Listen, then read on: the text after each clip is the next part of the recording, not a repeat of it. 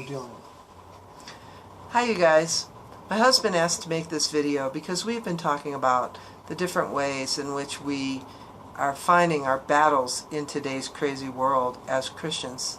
And one of those things that we've been looking at are chemtrails and their uses in the field of microwaves. There's a video down below that you should watch that is done by a man who spent 40 years plus in the field of microwaves for different governments, etc. And he has very eye-opening thoughts about how microwaves are being used to affect the health and mental well-being of people around the world.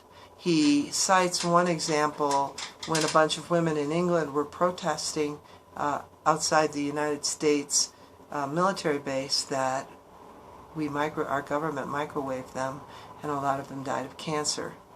Well, he goes on to say that they're using HAARP and the chemtrails even more so today, causing us to be microwaved. It affects our brains. It can give us cancer. This was really helpful to us because we've been feeling dizzy, heart palpitations, nausea, waking up a lot in the middle of the night.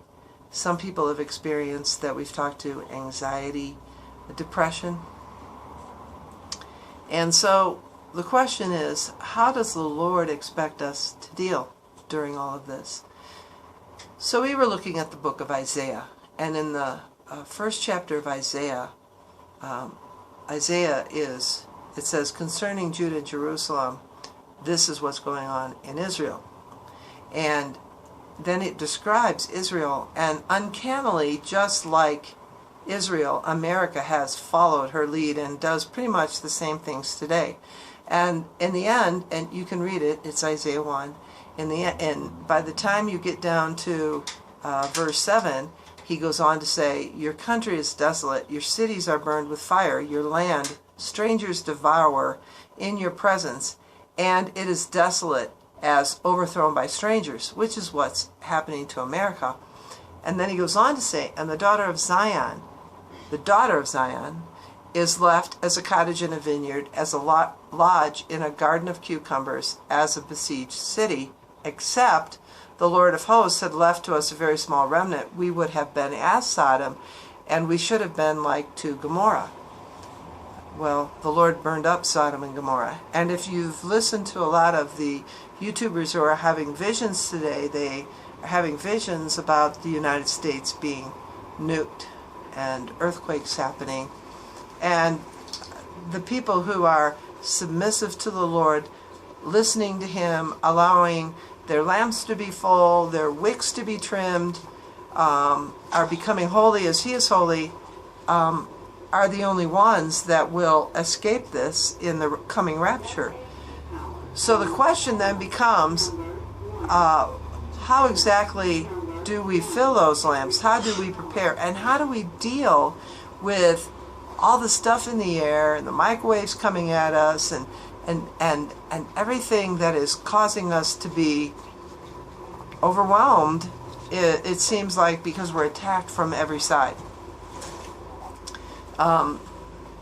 So we thought, well, who's the daughter of Zion? I mean, Zion in the Old Testament was the original mount that Jerusalem was built on, and part of Jerusalem was Mount Moriah, and that's where the temple was. Well, we do know that today we are the temple of God, and it says the daughter of Zion. So we decided what we would do was we would go to the New Testament and see what the Lord had to say about Zion. Well, in the New Testament, interestingly, it's only mentioned 7 times, which is the number of completion. The first time surprised us because, in reading the Bible, you kind of overlook these things because you don't think about them. But it says in Matthew 21:5, tell ye the daughter of Zion, behold, thy king cometh unto thee, meek, and sitting on an ass, and a colt, the foal of an ass.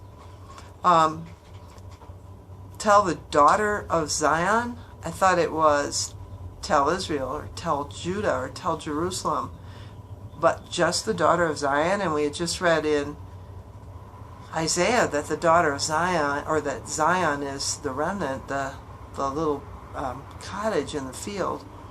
So going on to John, it says, "Fear not, daughter of Zion, behold, thy king cometh, sitting on an ass's colt." So again, when Jesus is talking about coming into Jerusalem, he doesn't say, "Fear not, Jerusalem." He says, "Fear not, daughter of Zion." So you're like, daughter of Zion. He came to the daughter of Zion. So what else does it say then for the daughter of Zion? Well, in Romans 9:33 it says, "It is written, Behold, I lay in Zion a stumbling stone and a rock of offense, and whosoever believeth on him shall not be ashamed."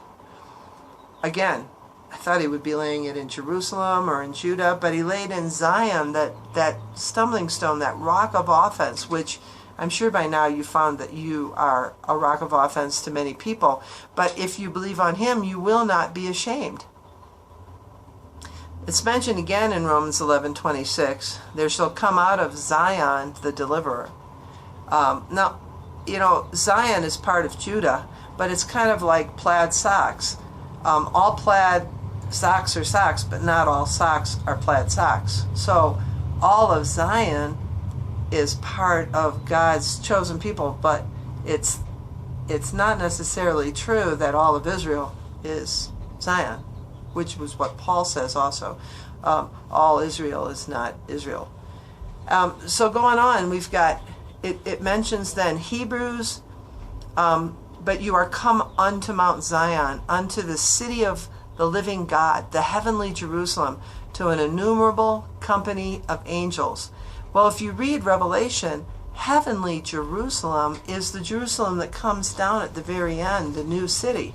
And so if you've come down to heavenly Jerusalem, or you've come unto heavenly Jerusalem, then Zion is indeed the people being raptured. And if you read the end of Hebrews 11 is all about Zion, the people who looked forward to the promise but received not the promise. But then in Hebrews 12 it goes on to say, "And this is to you who receive the promise," and then he tells us what we need to do. And if you do that, it will help you through these really rough times. He also addresses it in 1 Peter. If you read all of 1 Peter, again he says in 1 Peter 2:6, "I lay in Zion a chief cornerstone, elect, precious, and he that believes on him will not be confounded." So take the time, read Hebrews, read 1 Peter, and learn what it is to be Zion, how to have a full lamp, so that on that day when he calls you home, you'll hear him and you'll be ready. And on that day when you maybe get some harp rays, or you look up in the sky and it's full of chemtrails and it's stressful because your trees are dying around, or you've got a massive tornado coming in because you live in that part of the country where the weather has become very violent because of what they're doing, you know that if you go to Hebrews, if you go to 1 Peter, if you read that this is the time of testing for us and the Lord is getting us ready. He's making sure that we don't lose hope, we don't lose faith. He's teaching us how to hang on. He talks about the struggle that we're going to have and our need to persevere, to continue to look to him and to pray. It says, "If my people who are called by my name will humble themselves and pray and seek my face and turn from my wicked ways, then I will hear from heaven, I will forgive them their sins, and I will heal their land." That's in 2 Chronicles 7:14. So God bless. I hope this helps you. And don't forget to pray. It won't turn off.